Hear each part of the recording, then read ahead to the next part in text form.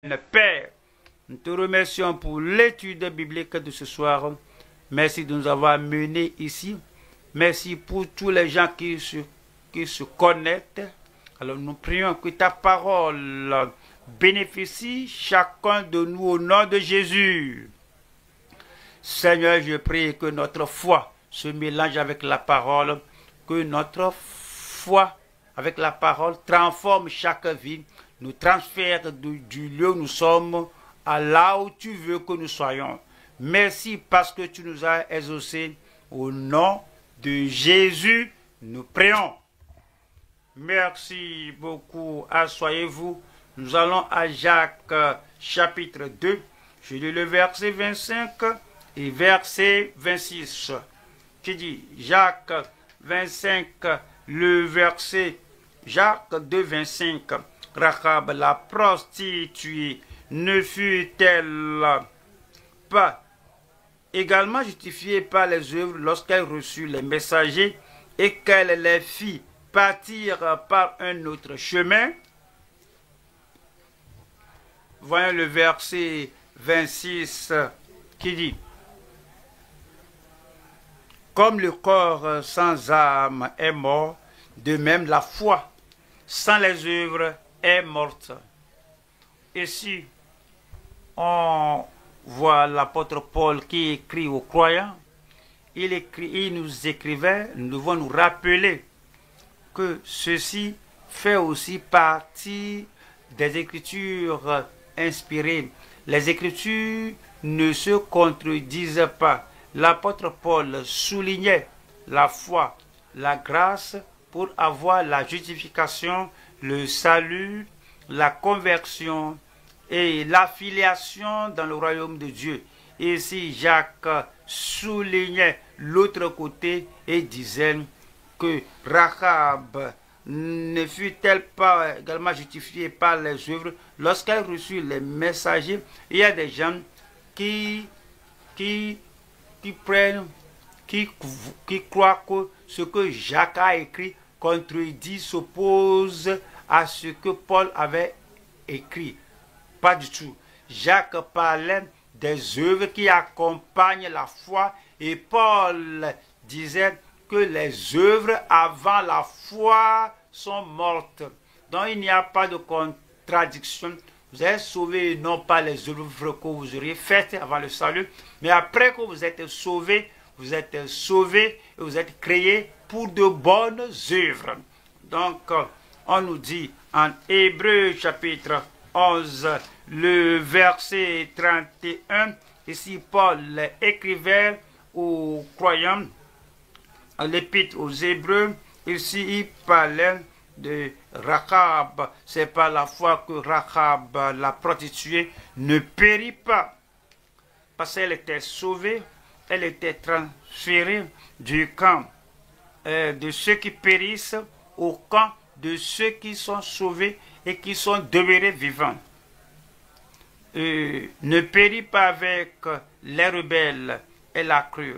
C'est pourquoi elle a été sauvée, mais la foi qu'elle avait s'était manifestée dans ses œuvres en protégeant les espions qui étaient venus de Moïse depuis Israël. Parce qu'elle avait reçu les espions avec bienveillance. Donc Jacques a parlé de Rahab et l'apôtre Paul aussi a parlé de Rahab. Elle était sauvée par la foi, mais elle a manifesté sa foi par les œuvres qu'elle a faites, par les actes qu'elle a affichés, afin que sa foi réellement a porté de fruits. C'est pourquoi nous considérons ces deux versets en Jacques 2 aussi, versets 25 à 26. On voit ici que Rahab, pleinement convaincue ou persuadée dans la foi, elle a cru que ce que Dieu a dit au sujet des enfants d'Israël, et il venait au pays de Canaan, il allait posséder Canaan, tout le monde avait peur, parce qu'il savait ce qu'il allait faire, que cela va les affecter. Et Rahab en particulier a eu une attitude positive. Une foi positive, elle a fait un acte positif, elle les a reçus, leur a demandé de sauver son âme, de sauver sa famille, de sauver tout le monde, tous ceux qui lui appartenaient. On a vu dans le passage que ce n'était pas une foi fatale, passive.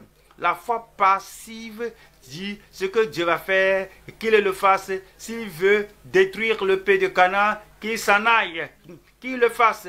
Alors qu'est-ce qu'on va faire? Ça c'est passif.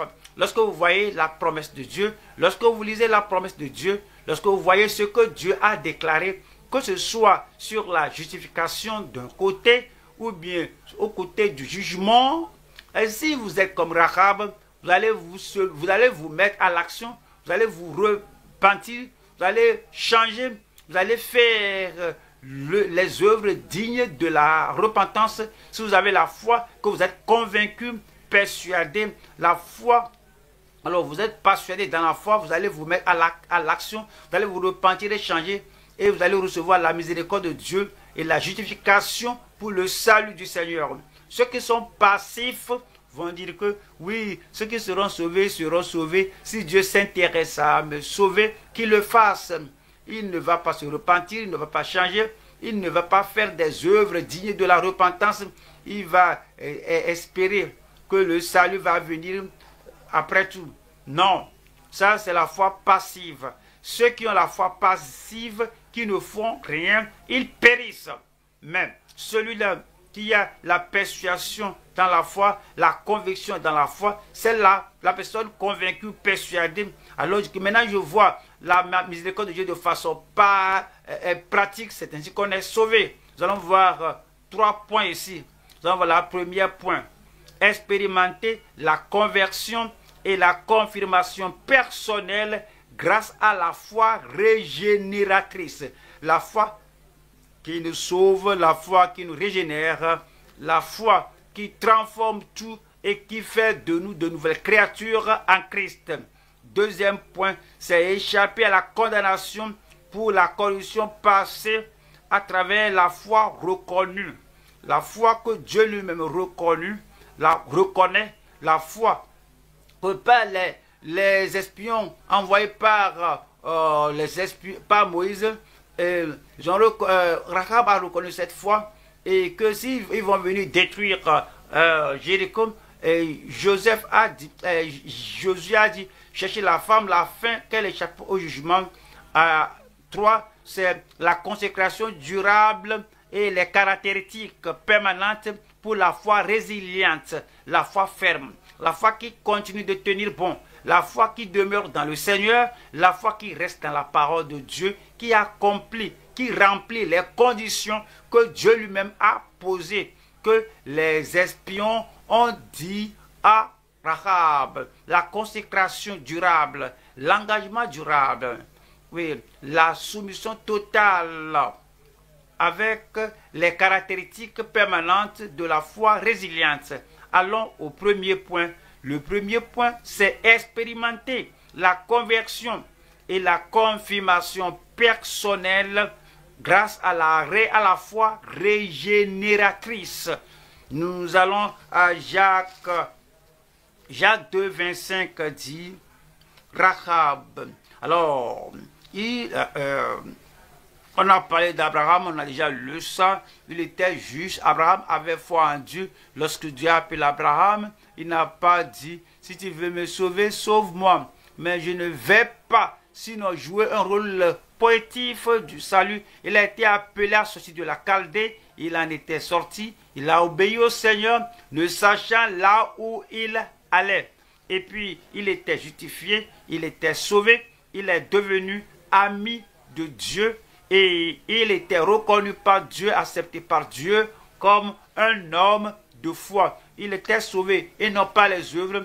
Alors il ne parlait pas de... Maintenant il parlait maintenant de Rahab. Il dit que Rahab, comme cela était arrivé à Abraham, comment c'était arrivé à toutes les autres personnes qui étaient sauvées par la foi. C'est dit si Rahab, la prostituée, ne fut-elle pas également justifiée par les œuvres? par ses actes correspondants, par la foi pratique, par le genre de foi qui fait la volonté de Dieu. Et lorsqu'elle reçut les messagers et qu'elle les fit partir par un autre chemin. Nous allons voir trois sections ici parlant de Rahab. La conversion de Rahab des faits perçus. Elle a vu ce que Dieu a fait. Ce sont des réalités, des faits, ce que Dieu a fait pour Israël. Alors, percevoir ces faits, ces réalités, elle en avait la conviction. Quand vous lisez la Bible, vous avez vu ce que Dieu a fait. Vous savez que ces faits sont des faits historiques, des réalités historiques. Ce que Dieu a fait, il est le même hier, aujourd'hui et pour toujours. Il dit, je suis Dieu, je ne change pas. Oui, de ces faits, de ces réalités, vous bâtissez votre conviction. Deuxième point, c'est la confession de Rahab avec la foi personnelle. Tout le monde a ses faits, a entendu ses faits, mais Rahab les a personnalisés. Rahab avait dit, voici ce qui allait se passer si je serais sauvé. Je dois prendre une décision personnelle. Si je dois échapper au jugement de Dieu, je dois prendre une décision personnelle. Il en est ainsi ce jour. Il en est ainsi dans chaque génération, car Dieu a tant aimé le monde, tout le monde, qu'il a donné son Fils unique, afin que quiconque croit. Avec ces personnalités, vous personnalisez ça. Christ est mort pour tout le monde. Je personnalise qu'il est mort pour moi. Christ espère que tout le monde se repentirait afin de faire l'expérience de la nouvelle naissance. Je personnalise cela. Donc, je viens au Seigneur et je lui demande, alors j'ai cette expérience personnelle. La repentance est personnelle. La régénération est personnelle. La confession est personnelle. La conversion est personnelle. Devenir enfant de Dieu, venir dans le royaume de Dieu, c'est personnel. Et Rahab a fait ce pas. Elle avait la conversion avec la foi personnelle. 3. L'engagement de Rahab dans la fidélité persévérante.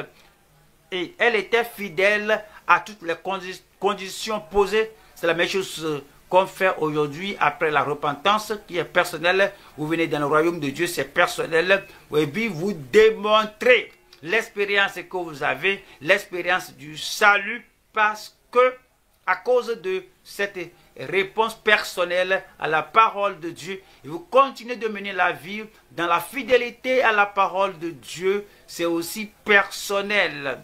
Alors, c'est une grande erreur qui conduit à une grande tragédie lorsque quelqu'un a cru et au lieu de continuer dans la fidélité personnelle, il regarde tout le monde maintenant, ce que les autres font, je fais. Il est sauvé par la foi personnelle, mais il ne continue pas avec ce salut par la foi personnelle et par la fidélité personnelle. Première partie là-ci, c'est la conviction de Rahab des faits perçus. Nous allons à Josué chapitre 2, verset 9. Josué 2, verset 9. Et leur dit, l'Éternel, je le sais, vous a donné ce pays. Je le sais. Ils ne sont même pas entrés dans le pays. Ils n'ont même pas fait le tour de Jéricho. Ils n'ont pas fait le tour 7 jours pour que Jéricho s'écroule. Mais c'est la foi. J'ai appris ce que le Seigneur a fait. J'en suis convaincu, en dehors de tout doute, que le Seigneur vous a donné le pays. C'est la foi que le Seigneur veut que nous ayons. Vous avez entendu parler du ciel. Et alors, vous avez appris que Jésus est allé au ciel. Et il est allé au ciel. Vous savez qu'il y a le ciel. Vous savez que les anges viendront ici sur la terre. Alors ils vont amener le message du ciel aux hommes. Donc il n'y a pas d'ombre de doute en vous quoi que vous ne soyez pas là, quoi que ce ne soit pas arrivé, mais vous avez la réalité, le fait qu'il y a le ciel, quel que soit ce que le Seigneur a dit, fais ceci, fais cela, alors, et pour toi, que tu auras une place au paradis, tu auras une place au ciel, tu dis, je sais. Alors, pas les gens qui doutent, qui hésitent, est-ce que c'est vrai? Est-ce que ça peut être vrai? Et Rahab a dit que je sais, je le sais. L'Éternel, je le sais, vous a donné ce pays. La terreur que vous inspirez nous a saisis. Nous a saisis. Nous, tout le monde craignait. Mais seul Rahab, alors s'est mis à l'action sur la base de cette crainte. Et tous les habitants du pays tremblent devant vous. Et voyons le verset 10 qui nous dit, car nous avons appris comment à votre sortie d'Égypte, l'Éternel a mis à sec devant vous les eaux de la mer Rouge. C'est une vérité. Oui, nous avons appris que vous venez de l'Égypte et vous voyagez vers Canaan. Nous savons que la mer Rouge était en train, nous avons appris. Mais on pensait, mais comment vous allez traverser? Maintenant, nous avons appris le miracle, nous avons appris la manifestation de la puissance du Seigneur qui vous a fait traverser la mer Rouge. Nous avons appris cela. Et alors, c'est la foi personnelle maintenant. Et je crois au même Dieu qui vous a fait traverser la mer Rouge va vous amener au pays de Canaan. Et il dit ici que, et comment vous avez... Car nous avons appris comment à votre sortie d'Égypte, l'Éternel a mis à sec devant vous les eaux de la mer Rouge et comment vous avez traité des deux côtés des Amoréens au-delà du Jourdain, Sion et Og, que vous avez dévoués par interdit. Le verset 11 dit, nous l'avons appris et dit, et nous avons perdu courage.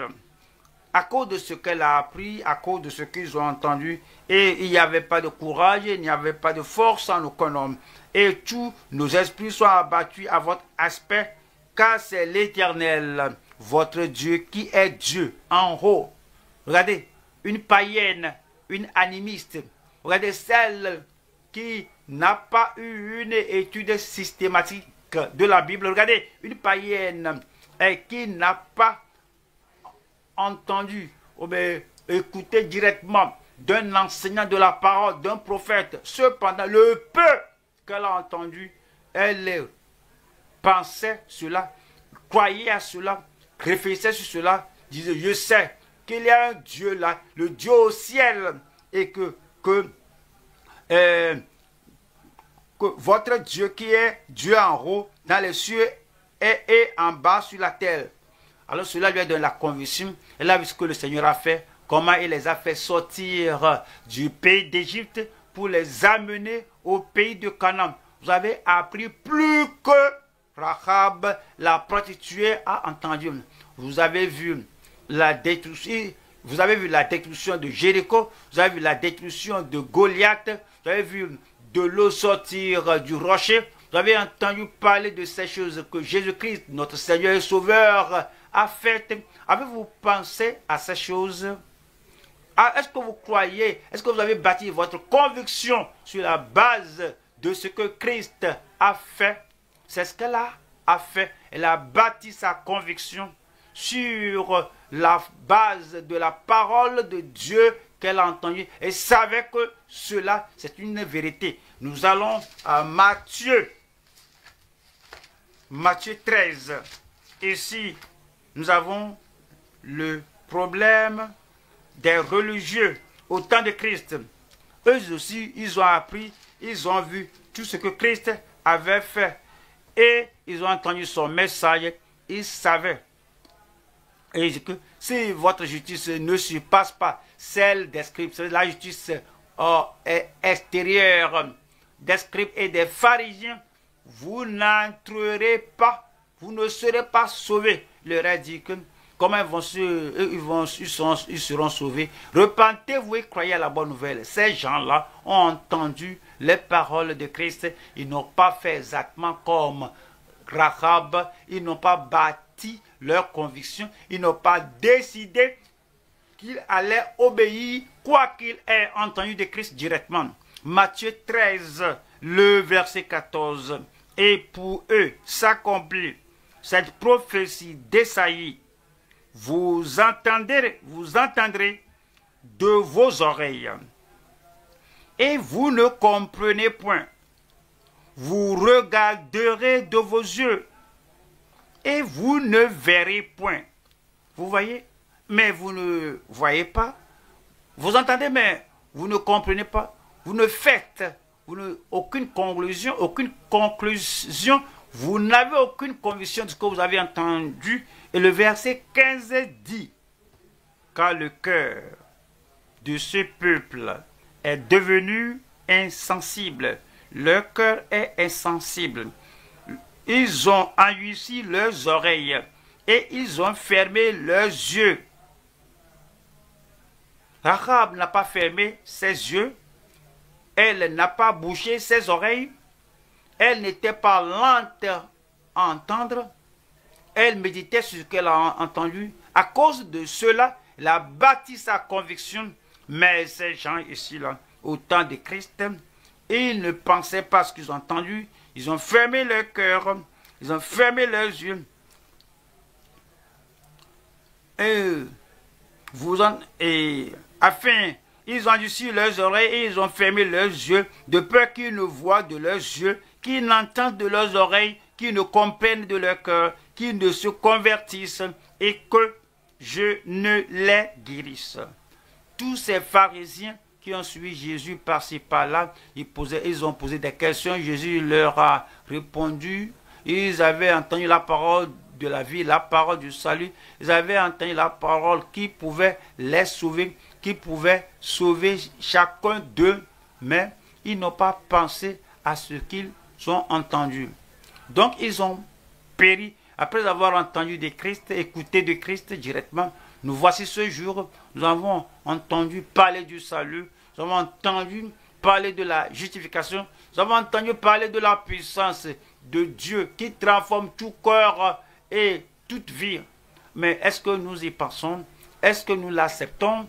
Est-ce que nous bâtissons la conviction sur cela? Est-ce que nous disons que nous savons que seul Christ peut sauver parce qu'il est le seul qui peut sauver? Cette conviction nous pousse vers lui et nous l'invoquons et nous sommes sauvés. Deuxième partie ici, nous allons voir la confession de Rahab avec la foi personnelle. La confession de Rahab avec la foi personnelle. Il y a beaucoup de confessions, et d'aucuns confessent, mais leur cœur n'est pas dans la confession. Ils le font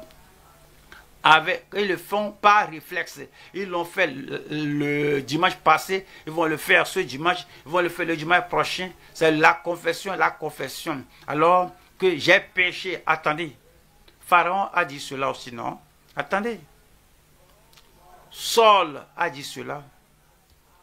Saül a dit cela. J'ai péché. Mais tous ces gens qui confessent, mais leur cœur n'était pas là. Alors ils ne pensaient pas que d'accord, oui, je confesse le péché parce que le péché est dévastateur. Je confesse le péché parce que si je ne confesse pas, je ne serai pas pardonné. Je confesse avec l'objectif d'abandonner le péché. Si tu ne fais pas cela, ce ne sera qu'une confession superficielle. Si cela n'a pas la foi, si cela n'a pas la conviction, si tu n'as pas le cœur de l'esprit de se repentir, chercher le Seigneur, tu vas périr. Donc, voyons, Josué 2, 9, Josué 2, 9, qui dit, et leur dit, l'Éternel, je le sais, vous a donné ce pays, la terreur que vous inspirez nous a saisis, et tous les habitants du pays tremblent devant vous. Et voyons le verset 12 ici. Et maintenant, je vous prie. Elle allait maintenant leur demander qu'elle soit épargnée parce qu'elle s'était séparée par conviction, par confession, parce qu'elle s'était séparée du peuple du pays. Elle dit, et maintenant, je vous prie, je vous supplie, et jurez-moi par l'Éternel que vous aurez pour la maison de mon Père la même bonté que j'ai eue pour vous. La bonté ne se tient pas dans l'isolement, sa parole ne se tient pas dans l'isolement, sa bonté est sur la base qu'elle savait que Jéricho, une partie de Canaan, serait détruite. Elle a besoin de la compassion, elle a besoin de la miséricorde, elle a besoin de la conversion, elle a besoin d'un changement. Alors sa foi était fondée dans le fait que Dieu donnera le pays aux enfants d'Israël. Donc la bonté était sur la base de cette foi. Alors c'est la foi qui sauve. C'est la foi qui produit la bonté. Et dit, et vous aussi montrez de la bonté à la maison de mon Père. Et elle croyait en Dieu, elle croyait qu'il y a un Dieu au ciel, elle croyait que le Dieu des cieux est également le Dieu de jugement. Et elle voudrait échapper au jugement. Alors, est-ce que vous croyez au ciel de Dieu? Est-ce que vous croyez qu'il y a Dieu au ciel? Est-ce que vous croyez l'offre de salut de Dieu fondée sur la repentance, que c'est possible, que ce sera accompli? Est-ce que vous croyez que Dieu est le Dieu de jugement et que si vous ne vous repentez pas, vous allez périr? Est-ce que vous croyez à la révélation de Dieu sur l'enfer, que ceux qui vont en enfer seront là au siècle des siècles? Si vous croyez cela, vous allez faire le pas. Votre conviction sera pratique. Votre confession sera précise et minutieuse. Alors c'est ce que nous apprenons de cette Rahab, et demander la miséricorde de Dieu pour qu'elle soit épargnée du jugement à venir sur Canaan. Voilà le verset 13. 13 dit, donnez-moi l'assurance que vous laisserez vivre mon père, ma mère, mes frères, mes sœurs et tous ceux qui leur appartiennent, et que vous nous sauverez de la mort. L'âme qui pêche, c'est celle qui mourra. La seule manière d'être sauvé et être délivré de cette mort, c'est la foi en le Seigneur Jésus-Christ. Nous allons au Romains 10, verset 9. Romains 10, le verset 9 dit, c'est personnel, ce n'est pas la foi familiale, ce n'est pas la foi communautaire, mais personnelle. Quel que soit ce que les autres autour de vous croient ou ne croient pas, quel que soit ce que les gens autour de vous acceptent ou n'acceptent pas, si tu confesses de ta bouche le Seigneur Jésus, et si tu crois dans ton cœur, voyez, ce n'est pas seulement la confession verbale régulière, ce n'est pas la confession verbale commune, religieuse, mais tu confesses de ta bouche parce que réellement tu crois dans ton cœur. Et c'est de l'abondance du cœur que la bouche, maintenant votre bouche fait la confession. La bouche doit s'accorder avec votre cœur. Et si tu crois dans ton cœur, car si tu confesses de ta bouche le Seigneur Jésus, et si tu crois dans ton cœur que Dieu l'a ressuscité des morts, tu seras sauvé. Amen. C'est ainsi que le salut vient. Tu confesses avec l'intention que tu ne vas pas continuer de pécher. Oh, bien, tous les péchés, tu dis. Et Rahab, parce que Rahab est appelée, même dans le Nouveau Testament, elle est appelée Rahab la prostituée. Oui, c'est vrai. Mais elle ne continuait pas cet art ou cet acte d'immoralité ou de prostitution. Mais comment le savez-vous? Il y a beaucoup de raisons. Numéro 1, Matthieu le publicain, le Seigneur l'a appelé, mais cependant, ses impôts, elle a abandonné pour suivre Christ. Il n'était plus un publicain, un changement est survenu, mais parce que cela était le nom qu'on l'appelait, alors on l'appelait toujours Matthieu le publicain.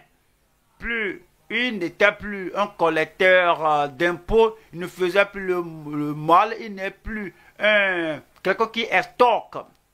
Et aussi Simon le lépreux, il est appelé lépreux, mais il n'est pas demeuré lépreux, parce que s'il est toujours lépreux, alors il ne va pas vivre avec la communauté des enfants d'Israël. Et Jésus-Christ ne va pas aller là-bas manger chez lui. Alors s'il est toujours lépreux, Christ aurait manifesté sa puissance de guérison pour le guérir. Alors il n'est plus, il est guéri, il était guéri. Mais on l'appelait toujours Simon le lépreux.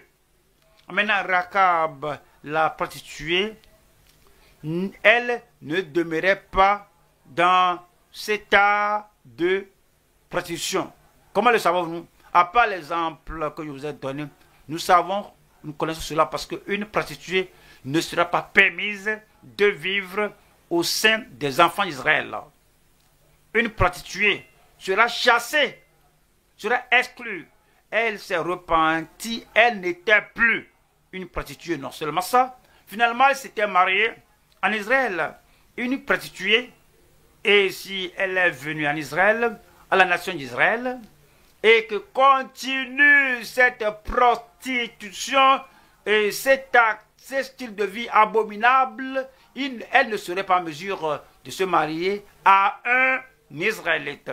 Donc elle n'était plus une prostituée, mais c'était le nom qu'on l'appelait, et puis le nom continue pour montrer la grâce de Dieu, que cette femme, quoiqu'elle fût une prostituée, elle s'est repentie et Dieu l'a sauvée. Dieu l'a transformée, Dieu l'a changée, mais le nom là est demeuré. Voilà le verset 10. 10 nous dit, car c'est en croyant du cœur qu'on parvient à la justice. Nous croyons à la justice. Nous ne croyons pas à la religion. Nous ne croyons pas. Et demeurer dans l'ancienne style de vie, si quelqu'un est en Christ, il est une nouvelle créature. Les choses anciennes sont passées, voici toutes choses sont devenues nouvelles. Maintenant, regardez votre vie. Est-ce que vous avez un changement? Est-ce que vous avez une transformation? Quand vous dites que je crois, je crois. S'il n'y avait pas de transformation, c'est une croyance mentale. C'est une croyance qui provient de la tête comme une chose historique. Ce n'est pas une croyance qui affecte le cœur. Et si vous croyez du fond de votre cœur, il y aura une transformation. Parce que c'est avec... car c'est en croyant du cœur qu'on parvient à la justice et c'est en confessant de la bouche qu'on parvient au salut. Voilà la troisième partie ici. C'est l'engagement de Rahab dans la fidélité persévérante. L'engagement de Rahab dans la fidélité persévérante. Nous lisons Josué 2 et le verset 17 qui dit: ces hommes le dirent, voici de quelle manière nous serons quittes du serment que tu nous as fait faire. Le verset 18 dit: à notre entrée dans le pays, attache ce cordon de fil cramoisi. Le fil cramoisi, c'est le fil rouge. C'est l'image du sang de l'agneau qui les a sauvés. Oui, ces enfants d'Israël, on trouve ceci à la fenêtre. Il dit que ce cordon de fil cramoisi à la fenêtre, par laquelle tu nous fais descendre et recueilles auprès de toi dans la maison de ton père, ta mère, tes frères et toute la famille de ton père. Et puis tu ne vas pas périr. N'est-ce pas la même chose que le Seigneur nous a donné? Il a dit que ceux qui persévèrent jusqu'à la fin, quand il viendra, et il nous trouve dans sa maison, il nous trouve dans sa famille, il nous trouve toujours croyant en lui, et non que j'ai levé la main à la croisade, et après la croisade, et que on va continuer dans le péché. Non, vous allez continuer dans le Seigneur. Si vous ne continuez pas, vous allez périr. Moi, je ne vais pas périr. Vous allez demeurer au nom de Jésus-Christ. Nous allons aux Actes chapitre 13, verset 43. Actes chapitre 13, nous lisons le verset 43. Et à l'issue de l'assemblée, beaucoup de Juifs et de prosélytes pieux suivirent Paul et Barnabas, qui s'entretinrent avec eux et les exhortèrent à rester attachés à la grâce de Dieu. À rester attachés à la grâce qui vous a sauvés. À demeurer ferme, demeurer, rester, continuer dans la grâce qui vous a fait sortir, qui vous a fait entrer. Il y a une responsabilité du croyant, que comme vous croyez au Seigneur, vous demeurez dans cette même grâce. Acte 14, 22. Acte 14, 22. Fortifiant l'esprit des disciples, les exhortant, les enseignants, les exhortant à persévérer dans la foi. Nous continuons dans la grâce, nous continuons dans la foi. Ce n'est pas la grâce que vous êtes sauvés, pas le moyen de la foi, la même grâce. Pas la foi, la même foi continue. C'est pourquoi chaque jour, nous suivons le Seigneur, les tentations viendront, les épreuves viendront, les convoitises du monde vont essayer de nous inviter et puis nous faire plonger dans le système du monde. Mais rappelez-vous, seuls ceux qui persévèrent jusqu'à la fin, seuls ceux qui demeurent jusqu'à la fin, persévèrent jusqu'à la fin, seront sauvés. Nous allons maintenant au deuxième point. Deuxième point, c'est échapper à la condamnation pour la corruption passée à travers la foi reconnue. Nous comprenez, Rahab, la prostituée, était corrompue. Elle était dans la souillure, elle était dans la pollution, elle était dans les péchés mignons. Mais maintenant, elle professe, elle démontre maintenant qu'elle a la conviction qu'elle confessait. Maintenant, nous l'avons compris. Pourquoi? Elle a échappé à la condamnation. La même chose avec vous. Si vous allez échapper à la condamnation qui s'abattra sur le pécheur qui meurt, qui mourra dans son péché, il faut qu'il ait l'évidence que tu confesses avec conviction. Il faut qu'il ait l'évidence que tu crois. Et puis, le Seigneur te conduit à la conversion et tu demeures et tu restes dans cette nouvelle vie qui appartient au peuple de Dieu. Nous allons voir trois parties ici. Numéro 1, nous allons voir les prostituées repentantes, sauvées, justifiées par la foi. Numéro 2, nous allons voir les humains rétablis, séparés par la justification de la sûre. Et 3, les hypocrites réprouvés souffriront le jugement pour leur fausseté. Allons à la première partie. Les prostituées repentantes, sauvées et justifiées par la foi. Pas ceux qui demeurent dans leur abomination, mais ceux qui se repentent, ceux qui font demi-tour, ceux qui se séparent du style de vie de prostituées. Les prostituées repentantes, sauvées, justifiées par la foi. Matthieu 21. Matthieu 21, verset 31. Lequel des deux a fait la volonté du Père?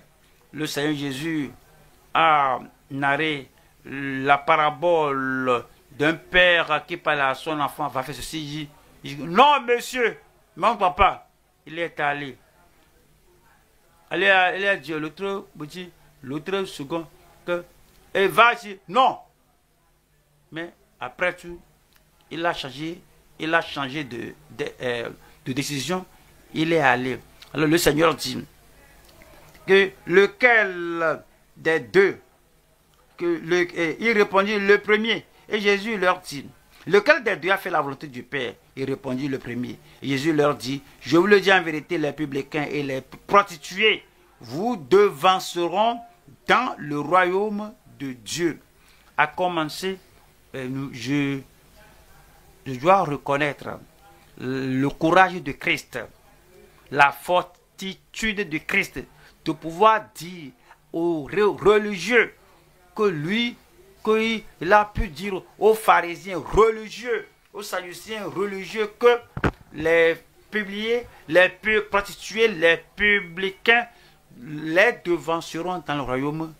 Alors ce serait comme une chose abominable pour eux, parce qu'ils considèrent les prostituées comme les pires des humains.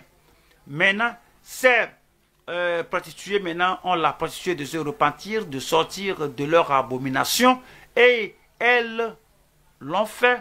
Et les publicains comme Matthieu et les autres publicains que Matthieu a invités dans sa maison, eux aussi se sont repentis. Et Jésus a dit, vous pharisiens religieux, vous faites les sacrifices, vous rendez le service au Seigneur, mais que le Seigneur n'accepte pas parce que vous êtes remplis d'hypocrisie et d'extorsion, de corruption. Alors, la prostituée qui se repent, le publicain qui se repent, les deux vont rentrer dans le royaume de Dieu avant vous. Et lorsqu'il leur a dit cela, voilà le verset 33. Verset 32. Car Jean est venu à vous dans la voie de la justice, et vous n'avez pas cru en lui. Les religieux, s'ils ne croient pas, ils vont périr.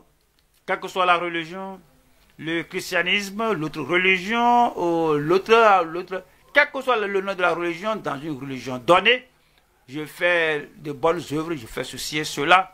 Si ces gens ne se repentent pas, ils vont périr. Donc Jésus a dit que Jean-Baptiste est venu, il a prêché la parole, et vous religieux, vous n'avez pas cru en lui. Mais les publicains et les prostituées ont cru en lui. Ils ont cru en lui. Lorsqu'il a dit repentez-vous, ils ont cru. Lorsqu'il a dit la cognée est mise à la racine des arbres, tout arbre qui ne porte pas de bons fruits est coupé, jeté au feu éternel. Ils ont cru. Parce qu'ils ne veulent pas aller au feu éternel, ils se sont repentis et ils ont cru et ils étaient sauvés. Ce n'est pas seulement Rahab, la prostituée, il y a d'autres prostituées qui sont repenties, d'autres prostituées qui ont cru, elles aussi étaient sauvées, et dit, mais vous là, et vous qui avez vu cela, vous ne vous êtes pas ensuite repentis pour croire en lui.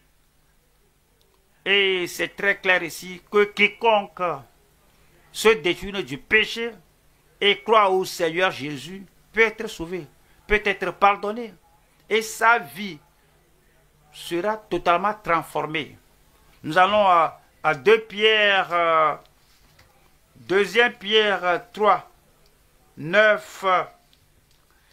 Le Seigneur ne tarde pas dans l'accomplissement de la promesse, comme quelques-uns le croient, mais il use de patience envers vous, envers nous tous. Pourquoi? Parce qu'il espère que chacun se repent. Il use de patience envers vous, ne voulant pas qu'aucun périsse, mais voulant que tous arrivent à la repentance. Il n'y a pas de salut sans la repentance. Vous vous joignez à une église, il n'y a pas de salut là-bas. Vous êtes membre de notre église, il n'y a pas de salut là-bas. Apprendre comme à s'habiller comme eux, à les imiter le comportement extérieur n'atteint pas le cœur. Il n'y a pas de salut là-bas. Le Seigneur là-bas, il ne veut pas qu'aucun périsse, mais il veut que tous arrivent à la repentance. Voyons la deuxième partie ici. Nous allons voir les humains rétablis ou bien recouvrés, les humains rétablis, séparés par la justification de la souillure. Il ne veut pas qu'un homme reste dans la souillure, dans la chair, dans les œuvres de la chair. Le Seigneur appelle tous qui veulent faire partie du royaume. Le Seigneur appelle tous à tous ceux qui veulent demeurer avec lui pour toujours. Alors, le Seigneur les appelle à se séparer et à être purifiés de cette souillure. 2 Corinthiens 7, 2 Corinthiens chapitre 7, verset 1. Ayant donc de telles promesses, bien-aimés, la promesse du salut, ils ont cela, la promesse de la liberté, être libéré de tout joug du passé et venir dans le royaume des enfants de Dieu, ils ont cela, la promesse du nouveau cœur.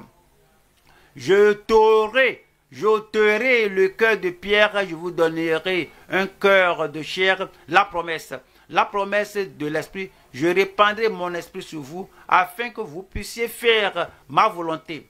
La promesse de Dieu. À ceux qui l'ont reçu, il leur a donné le pouvoir, le privilège, le droit de devenir enfants de Dieu, même à ceux qui croient en son nom.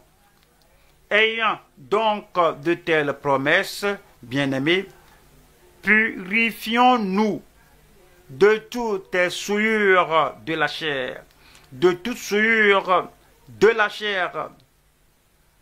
Nous devons en être affranchis. Nous devons, s'il y a une forme de la souillure de la chair est toujours en nous, nous ne sommes pas prêts pour le ciel. Nous devons être purifiés, nous devons être affranchis de toute forme de souillure de la chair. La souillure de langage, la souillure d'obscénité. Ce langage corrupteur, abominable, la pornographie fait partie de la souillure. Et si vous allez voir le Seigneur, si nous allons voir le Seigneur au dernier jour, ayant donc de telles promesses, bien-aimés, purifions-nous de toute souillure de la chair et de l'esprit, en achevant notre sanctification dans la crainte de Dieu. Verset 10. En effet, la tristesse selon Dieu produit une repentance à salut. La tristesse selon Dieu. Tu as si honte de ta vie passée, toutes les fois que tu te rappelles, tu t'attristes. Comment j'ai pu faire ça? Comment j'ai pu faire ça? Comment j'ai pu aller en ce lieu sale, pollué? Comment j'ai pu faire des choses terribles comme ça? Tu en es honte. Tu en es honte. Et tu t'attristes. Tu veux devant le Seigneur. Vraiment, Seigneur, j'étais ignorant. Tu sais que tu étais religieux même à ce temps-là. Et il dit ici que, en effet, la tristesse selon Dieu produit une repentance à salut dont on ne se repent jamais. Tandis que la tristesse du monde produit la mort. La tristesse du monde, la personne a fait cet acte insensé, abominable, mauvais.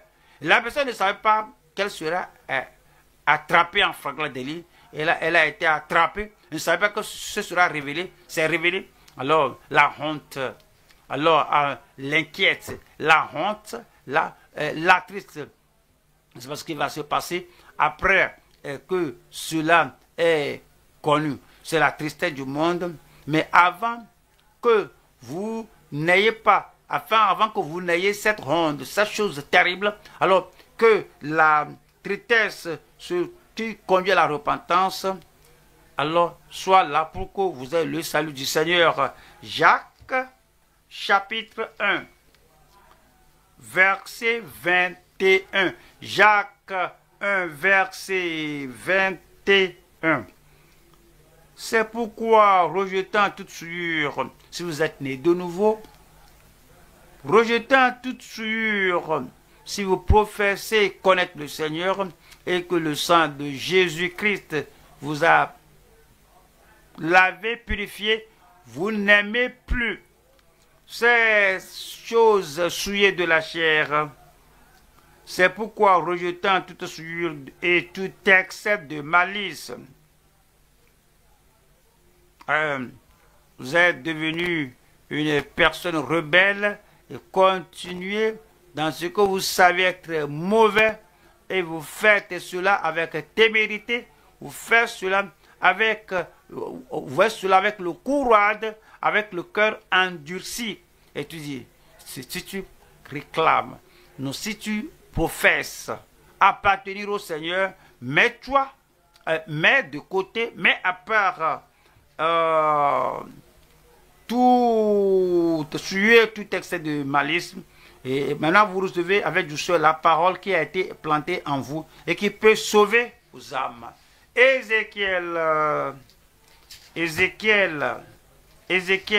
chapitre 36, le verset 25. Je répandrai sur vous une eau pure. Ceci, c'est Dieu qui parle. Ce n'est pas un prophète qui va verser de l'eau sur vous. Aussi, ce n'est pas le prophète qui prie pour moi, qui vous amène au bord du fleuve. C'est un acte insensé que quelqu'un qui s'appelle un prophète, il vous amène au bord du fleuve, il vous séduit. Mais ceci, c'est Dieu lui-même qui parle ici, que je répandrai sur vous une eau pure et vous serez purifiés. Quand Dieu répand de l'eau céleste sur vous, de l'eau spirituelle, la parole inspirée dans notre corps, nous sommes purifiés. Si vous n'êtes pas pur et si vous ne pouvez pas secouer l'impiété, la souillure de votre vie, de vos pensées, de votre style de vie, cela veut dire que le Seigneur n'a pas répandu cette eau céleste sur vous. Faut plus mentir sur le compte du Seigneur. Le Seigneur m'a sauvé, mais tu continues dans ce péché-là dont tu disais qu'il t'a sauvé. C'est mentir sur le compte du Seigneur. Le Seigneur m'a purifié, mais je suis toujours sale. C'est mentir sur le compte du Seigneur. Que le Seigneur a ôté toutes les œuvres de la chair et tes pensées, tes actions, ton style de vie, alors toujours montre les œuvres de la chair. C'est mentir sur le compte du Seigneur. Lorsque le Seigneur te lave, tu seras pur. Je répandrai sur vous une eau pure, et vous serez purifiés. Je vous purifierai de toutes vos souillures, de toutes vos souillures et de toutes vos idoles. Le verset 26. Je vous donnerai un cœur nouveau. Comprenez comment c'est du cœur que sortent toutes choses. Si vous avez un nouveau cœur, votre vie sera nouvelle, vos pensées nouvelles, votre cœur, votre vie nouvelle, les pensées nouvelles, les paroles nouvelles, votre tempérament nouveau. Mais si on a toujours ce tempérament chaud, ce tempérament haineux, hargneux, ce tempérament hypocrite, on a encore ce tempérament égocentrique. Ne mentez pas sur le compte du Seigneur. Si vous avez un nouveau cœur, vos pensées, votre disposition, alors tout sera nouveau. Et il dit ici que je vous donnerai un cœur nouveau et je mettrai en vous un esprit nouveau, ayant une nouvelle attitude, ayant une nouvelle disposition. Je vous donnerai un cœur nouveau et je mettrai en vous un esprit nouveau. J'ôterai de votre cœur le cœur de pierre. N'allez pas avoir les deux à la fois. Si le cœur de pierre est là, le cœur de chair n'est pas là. Le Seigneur va ôter le cœur de pierre avant de faire entrer le cœur doux, le cœur humble, le cœur de chair. Ne veut pas dire que, eh oui, je sais que j'ai le cœur de pierre, j'ai le cœur de chair, j'ai aussi, non, je sais que j'ai le cœur de pierre, mais j'ai aussi le cœur de chair. Non. Lui, il va ôter le cœur de... Je vous donnerai un cœur nouveau, je mettrai en vous un esprit nouveau. Je vous donnerai un cœur, je ôterai le cœur de pierre et je vous donnerai un cœur de chair. Il le fera. Le Seigneur le fera pour vous. S'il ne l'a pas fait, vous allez rater le ciel pour toujours. Vous allez pleurer, pleurer, pleurer. Si le Seigneur n'ôte pas cette récalcitrance, cette rébellion, cette désobéissance, ce cœur de pierre et cette superfluité, si tu meurs avec un tel cœur de pierre, la rébellion contre la parole de Dieu, en péchant avec impunité, et tu meurs dans cet état, peu importe celui qui vient célébrer ou bien dire la messe là-bas, un secrétaire général est venu, et un grand évêque, archevêque est venu, ça, là où l'arbre tombe, c'est là que l'arbre reste. Et les gens du monde et les gens dans l'église, tout ce qu'ils disent, ah, il est telle est la gloire. Non! Pas avec le cœur rebelle, le cœur de pierre, le cœur désobéissant. Dieu doit le faire. Nous devons lui permettre d'ôter le cœur de pierre pour nous donner le cœur de chair. Le verset 27. Je mettrai mon esprit en vous, pas l'esprit de Satan, pas l'esprit de nos parents, pas l'esprit de nos dirigeants. Vous savez, il y a le transfert d'esprit. Je vois le dirigeant, je vois le prédicateur, il s'énerve et puis il gifle les membres de l'église. L'esprit là est transféré aux membres de l'église. Alors, c'est un réflexe. Notre pasteur fait ça, moi aussi je fais ça. Notre Père dans le Seigneur fait ça, moi aussi je fais ça. Notre mère dans le Seigneur fait ça, moi aussi je fais ça. Un esprit transféré. pas le transfert de l'esprit venant d'un homme, même religieux, mais il dit que je mettrai mon esprit en vous. Christ va-t-il mettre son esprit en nous?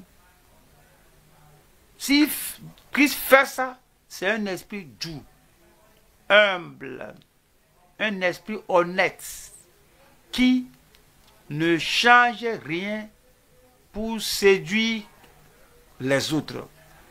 Je mettrai mon esprit en vous et je ferai en sorte que vous suiviez mes ordonnances et que vous observiez et pratiquiez mes lois. Amen.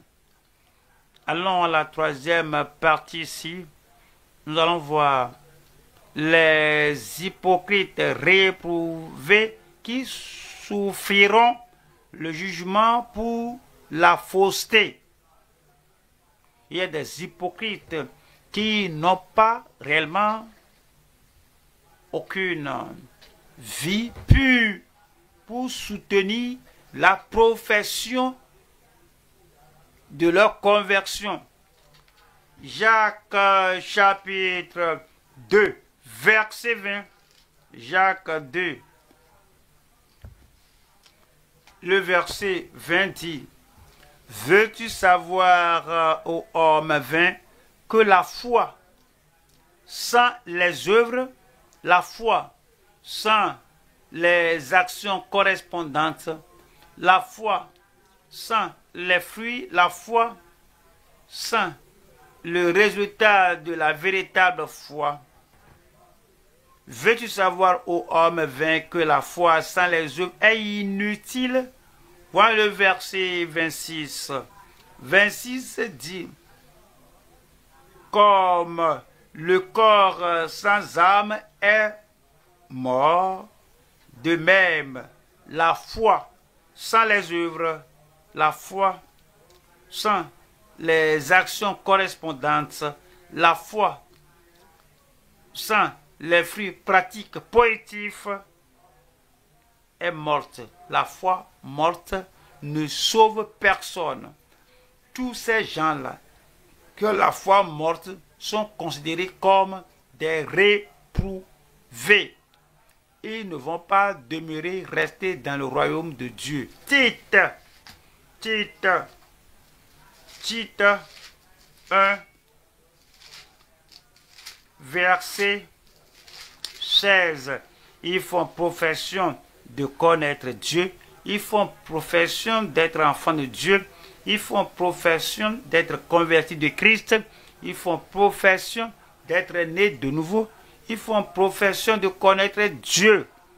Mais ils le renient par leurs œuvres. Comprenez l'épître de Paul à Tite.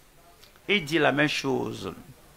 Que après que tu dis que tu as cru au Seigneur, après que tu dis que tu mets ta foi en Christ, il faut qu'il y ait un changement, une transformation.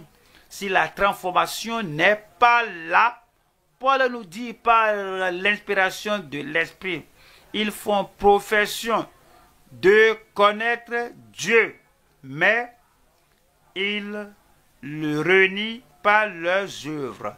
En action, ils le renient par la désobéissance, ils le renient par l'impiété, par l'injustice, ils le renient. Étant abominables, ils font des choses abominables. Ils s'habillent de façon abominable.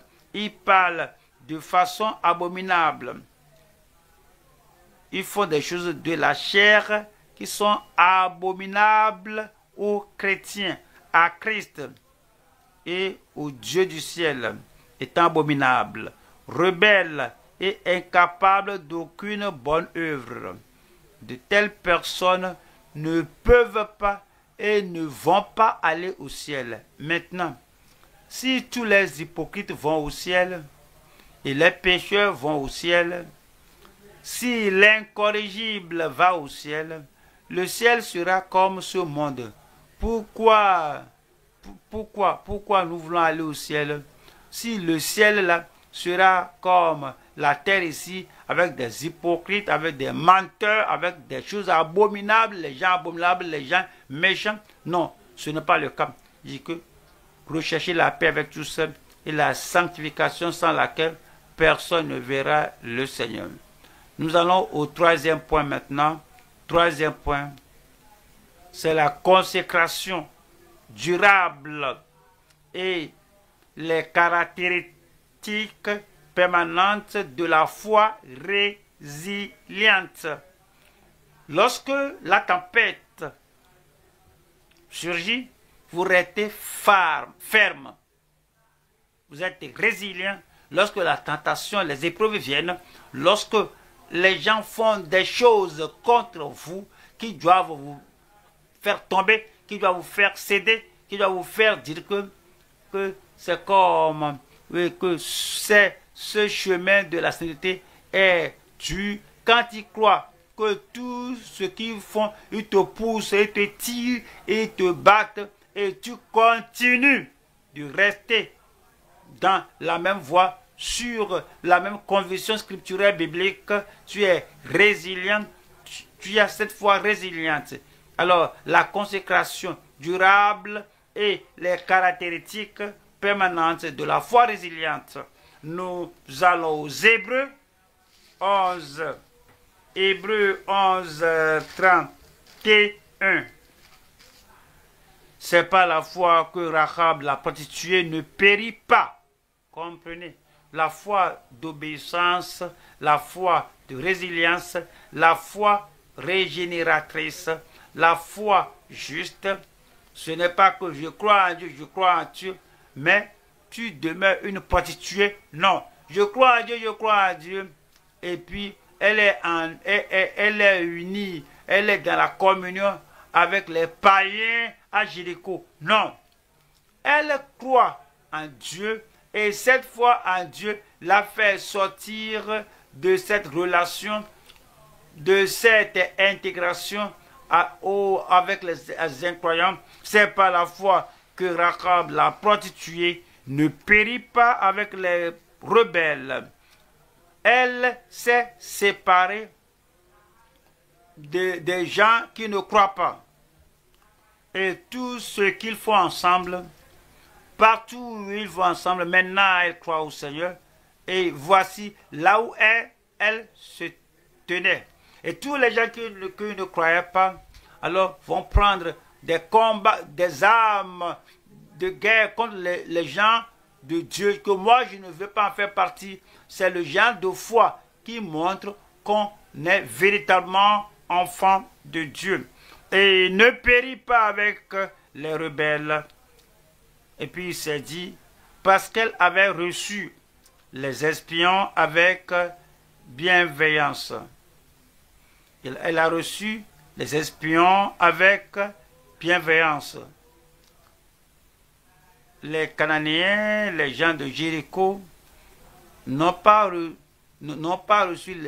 accepté les espions avec bienveillance. Ils ont dit, où sont-ils partis? Nous allons les poursuivre, nous allons les détruire. Cet esprit violent qui ne va pas recevoir les messagers bienveillants montre que ces gens sont de leur côté. Mais Rahab s'est distinguée. Rahab, oui, elle restait ferme et elle les a reçus avec bienveillance à cause de sa foi au Dieu d'Abraham, d'Isaac et de Jacob.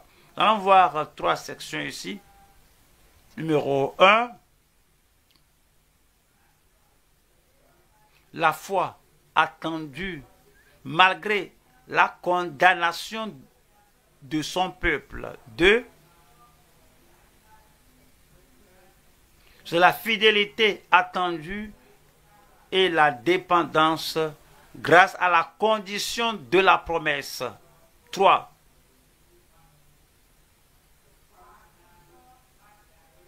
accroître la fécondité par la dévotion à l'alliance de paix.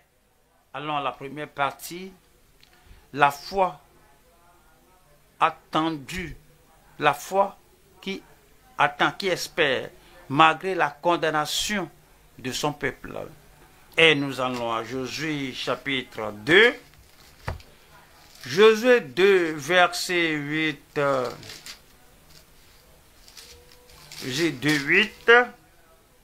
Avant que les espions se couchassent, Rahab monta vers eux sur le toit. Comprenez ici, elle a hébergé, elle a logé les espions, 2 hommes, et elle a été une prostituée abominable notoire. Et elle ne leur avait pas offert son corps. Je ne vais plus cette direction parce que la destruction vient. Voici ce que le Seigneur a dit. Voici, le Seigneur a vu la corruption de Jacob et de tous les gens de Canaan, et Dieu a dit, c'est pourquoi le pays les vomit. C'est pourquoi le Seigneur va les détruire.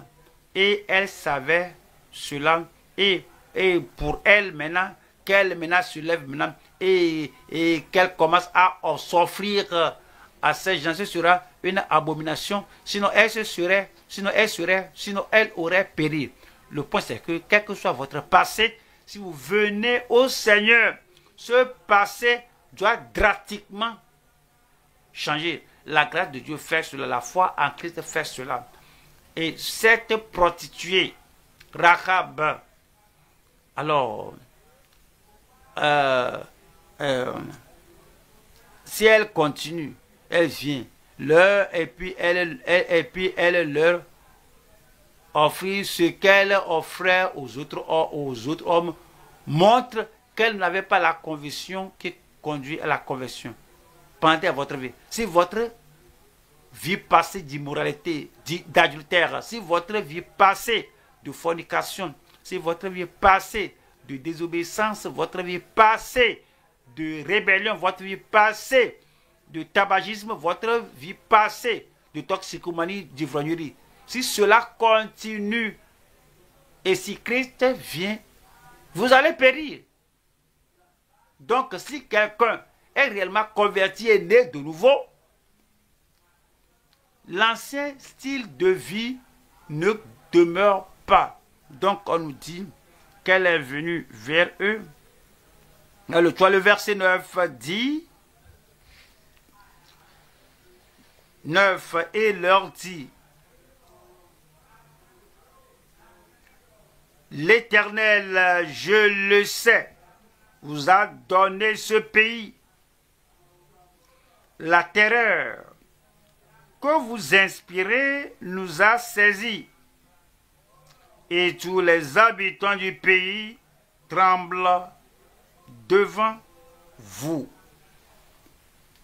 Le verset 10. Car nous avons appris comment, à votre sortie d'Égypte, l'Éternel a mis à sec devant vous les eaux de la mer Rouge, et comment vous avez traité les 2 rois des Amoréens au-delà du Jourdain, Sion et Og, que vous avez dévoués par interdit. Voilà le verset 11. Nous l'avons appris et nous avons perdu courage. Et tous nos esprits sont abattus à votre aspect. Car c'est l'Éternel, votre Dieu, qui est Dieu. Pas qu'il était lorsque vous avez traversé la mer Rouge, pas qu'il sera après dans votre histoire. Il est Dieu en ce temps-ci et à tout moment, chaque jour, dans chaque génération, qui est Dieu, en haut dans les cieux et en bas sur la terre. C'est ce qu'elle a cru et c'est ce qu'elle a exprimé. Hébreux 11 nous dit, C'est pas la foi qu'elle a dit cela, elle a cru cela. Maintenant, elle espère être sauvée comme elle se met en relation d'alliance avec le Dieu d'Israël. Alors, qu'elle a reçu ces deux espions. Numéro 2, c'est la fidélité attendue et la dépendance grâce à la condition de la promesse. Déjà, on a lu une partie de l'histoire.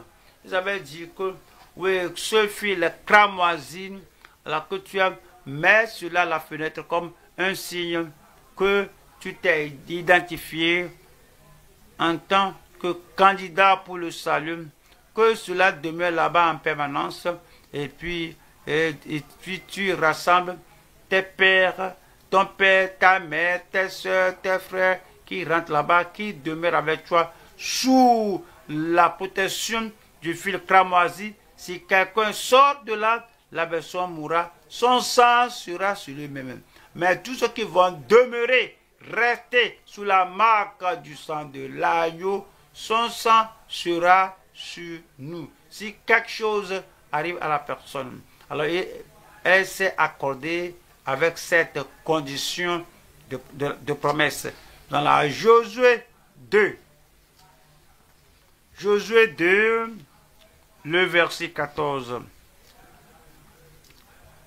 Ces hommes lui répondirent: nous sommes prêts à mourir pour vous si vous ne divulguez pas ce qui nous concerne.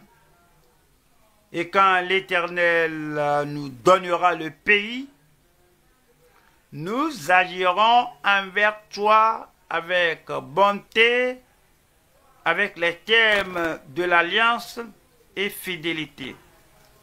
15. Elle les fit descendre avec une corde par la fenêtre, car la maison qu'elle habitait était sur la muraille de la ville. Voilà le verset 17. Ces hommes lui dirent: voici de quelle manière nous serons quittes du serment que tu nous as fait faire. 18 dit: à notre entrée dans le pays, attache ce cordon de fil cramoisi à la fenêtre par laquelle tu nous fais descendre, et recueille auprès de toi dans la maison ton père, ta mère, tes frères et toute la famille de ton père. Verset 19. Si quelqu'un d'eux sort de la porte de ta maison pour aller dehors, son sang retombera sur sa tête, et nous en serons innocents. Mais si on met la main sur l'un, quelconque de ceux qui seront avec toi dans la maison, son sang retombera sur notre tête. Voilà le verset 20. Verset 20. Et si tu divulgues ce qui nous concerne, nous serons quittes du serment que tu nous as fait faire. 21. Elle répondit: qu'il en soit selon vos paroles. Ouais, cela. Elle n'a pas dit: non, je n'accepte pas ça. je n'accepte pas cette terme. Que je vous donne mon opinion. Lorsque vous venez dans le royaume de Dieu, ce que le Seigneur a stipulé, a mentionné, les termes et les conditions de demeurer dans le royaume, le terme et les conditions de rester dans le royaume, c'est la condition, ce sont les conditions par lesquelles vous restez. Vous n'allez pas prendre les disciples, les doctrines de la Bible, et puis mettre cela de côté, les conditions de sécurité, tu mets cela de côté, tu viens, tu vois, mais je crois au Seigneur, je crois à toujours, même si je pêche, si je rétrograde, je suis sauvé. Non, tu n'amènes pas ta condition. Elle dit ici que c'est selon ta parole. Et puis, elle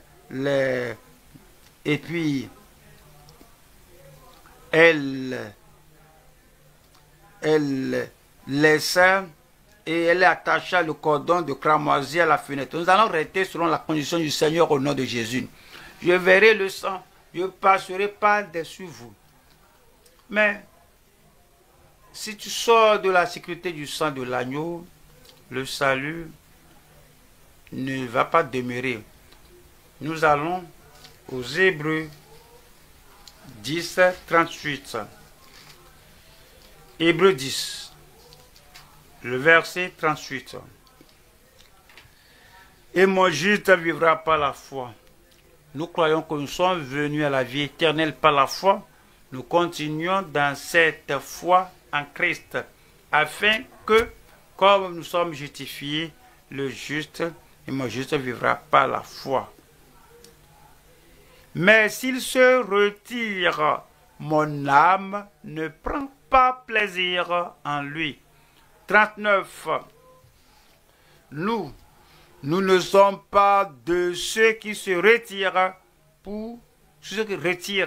avec imprudence, qui se retirent délibérément, qui se retirent erronément à cause de fausses doctrines, à cause de fausses idées, que je suis spécial, même si je me retire, je suis toujours en bon état, même si je continue dans les péchés cachés, secrets, je vais aller au ciel. Il se retire à cause de l'illusion de soi, à cause de l'autoséduction. Et si quelqu'un s'il se retire, mon âme ne prend pas plaisir en lui. Nous ne sommes pas de ceux qui se retirent pour se perdre. Amen. Mais de ceux qui ont la foi pour sauver leur âme. Nous allons à la troisième partie ici. Troisième partie, c'est accroître la fécondité par la dévotion à l'alliance de paix.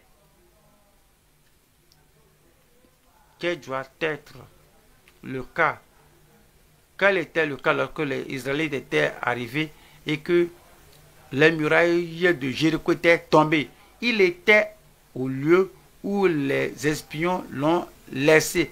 Elle était restée au lieu où les espions l'ont quitté. Et le fil cramoisi était là, son père, sa mère, ses frères, tout le monde était là. Le Seigneur nous a sauvés, il nous a mis dans le royaume. Il veut que nous restons là où il nous a mis. Il ne veut pas qu'on s'égare, il ne veut pas qu'on s'éloigne de la couverture. Il ne veut pas qu'on quitte les ailes du Tout-Puissant. Il veut que nous restions là où se trouve notre refuge. Je prie que nous ne quittions pas là où le Seigneur nous a mis au nom de Jésus. Ézéchiel 37. Ézéchiel 37. Ézéchiel 37, 26. Je traiterai avec eux une alliance de paix. Et il y aura une alliance éternelle avec eux. Je les établirai. Je les multiplierai. Et je placerai mon sanctuaire au milieu d'eux. pour toujours. Le Seigneur veut qu'on demeure dans la paix. Je vous donne la paix, je vous donne ma paix, pas comme le monde, je vous donne ma paix. Et le Dieu de paix nous sanctifie entièrement, corps, âme et esprit. Parce qu'il est fidèle, ce qu'il a promis, il le fera. Alors comme vous demeurez dans cette paix, la paix parfaite, il rend notre cœur de demeurer avec lui. Et quand le prince de la paix viendra, parce qu'il est le seul qui puisse apporter la paix sur la terre. Pendant qu'il est au ciel maintenant, il n'y a pas de paix. Même il a dit, ne croyez-vous pas que je sois venu pour apporter la paix? Je suis venu apporter la division entre ceux qui croient dans la famille et ceux qui ne croient pas.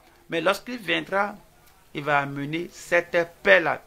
Il y aura le règne de 1000 ans avec la paix parfaite du Seigneur. Et après cela, on va continuer au ciel dans la paix au siècle des siècles au nom de Jésus. Je serai là. Moi, je serai là. Si, après être sauvé, tu es sanctifié et tu recherches la paix avec tous et la sanctification sans laquelle personne ne verra le Seigneur. Tenons-nous debout maintenant et parlons au Seigneur dans la prière. Amenons tout ce que nous avons appris au Seigneur. Amenons tout ce que nous avons appris au Seigneur dans la prière. Le Seigneur sauve. Sa grâce sauve. Notre foi en lui sauve. Êtes-vous sauvés? Rahab, la prostituée, était sauvée, mais elle n'a pas continué ses actes immoraux, adultères, après le salut. Est-ce que vous êtes sauvés? Est-ce que vous croyez au jugement de Dieu à venir? Elle a cru. Elle savait que le jugement vient sur notre pays, sur notre communauté. Elle avait sa conviction. C'est ce qui a donné la foi. Elle a fait la confession avec une foi profonde. Avez-vous la conviction? Le jugement vient. Tu as la conviction. Et c'est la seule manière d'échapper, c'est réellement, consciencieusement, honnêtement et avec transparence, vous repentir et croire qu'il n'y a de salut en aucun autre. Mais c'est seul en Christ, notre Sauveur, le sacrifice final, le sacrifice acceptable au Père. La foi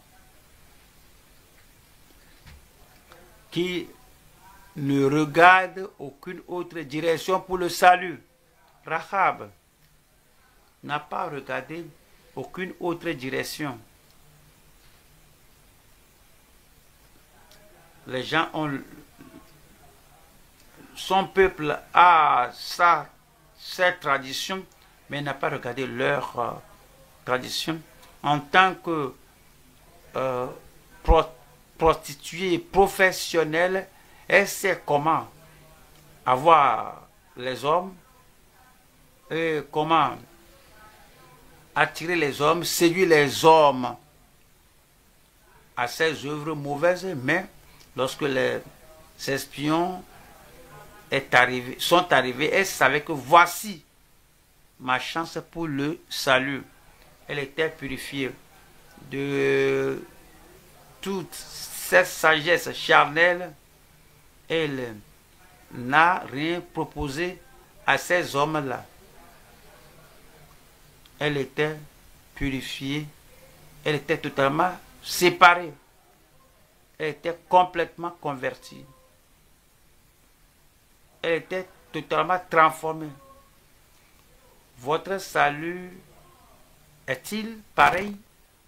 Est-ce que vous êtes sauvés? Est-ce que vous êtes distingué? Est-ce que vous êtes imbattable? Est-ce que vous êtes séparé? Vous êtes à la ligne de bord avec les gens? Et si le vent de la tentation est trop fort pour vous, vous tombez dans la fosse.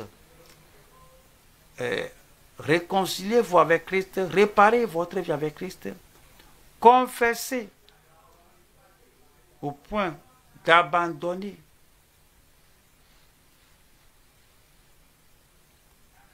Abandonnez totalement et complètement, sans honte, sans aucune ombre de doute, sans aucune apparence de l'abomination passée. Elle s'est séparée de ses citoyens, de ses concitoyens. Elle a abandonné la loyauté à son pays, à sa patrie animiste.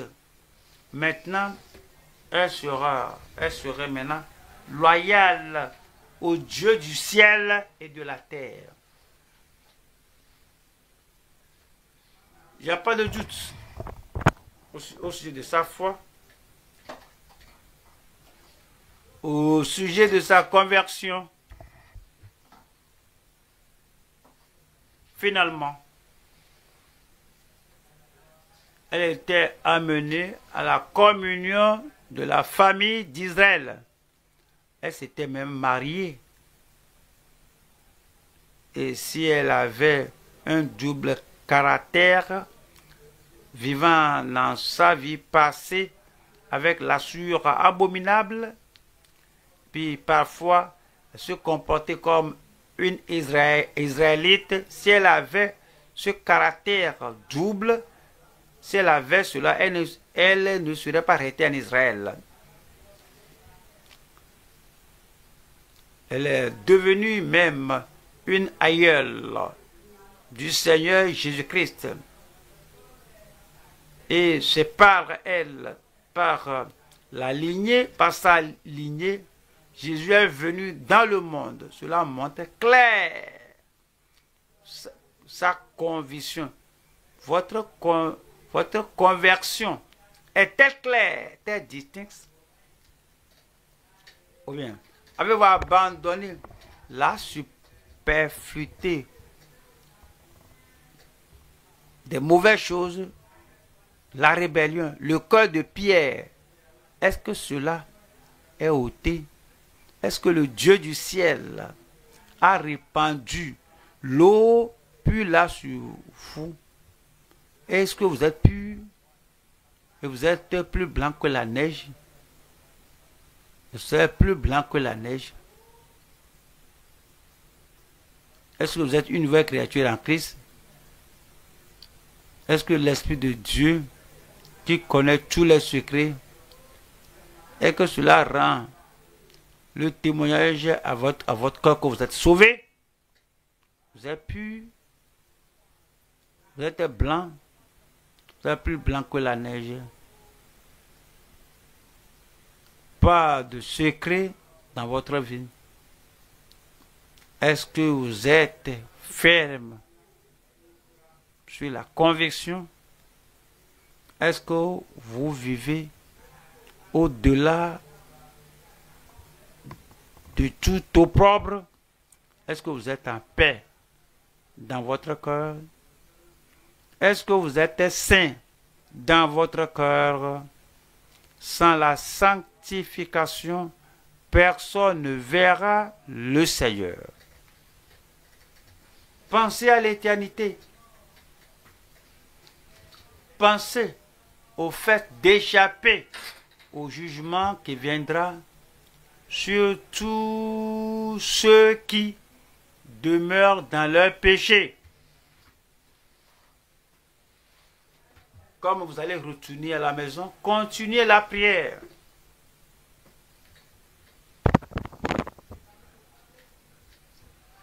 Soyez sûrs au-delà de toute ombre de doute, que tout péché, que toute souillure, que toute superfluité, le cœur de pierre, la rébellion, la roideur de cou, soyez-en sûrs, en delà de tout doute, que tout cela soit purifié de votre cœur, en attendant, en étant prêt pour l'avènement du Seigneur.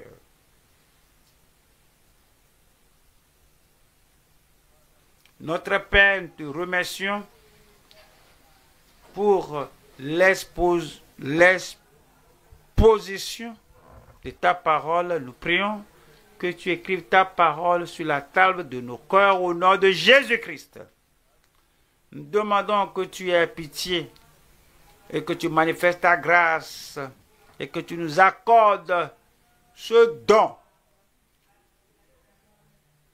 de la foi pratique qui transforme le cœur, que notre vie ne demeure pas telle que nous étions dans le passé au nom de Jésus. Comme tu as accordé à Rahab la véritable conversion, la vraie conversion, une conversion authentique, la régénération authentique, Seigneur, nous prions que nos expériences en Christ pour la conversion, le salut, la justice soient réelles au-delà de toute ombre de doute au nom de Jésus. Nous prions, Seigneur, comme tu nous as menés ici dans ton royaume, la grâce pour demeurer dans ta grâce, la foi pour continuer dans la foi, accorde cela à chacun de nous au nom de Jésus. Tu nous as déjà dit que parce que l'iniquité se sera accrue, la charité du plus grand nombre se refroidira. Mais celui qui persévérera jusqu'à la fin sera sauvé. Aide-nous à persévérer jusqu'à la fin.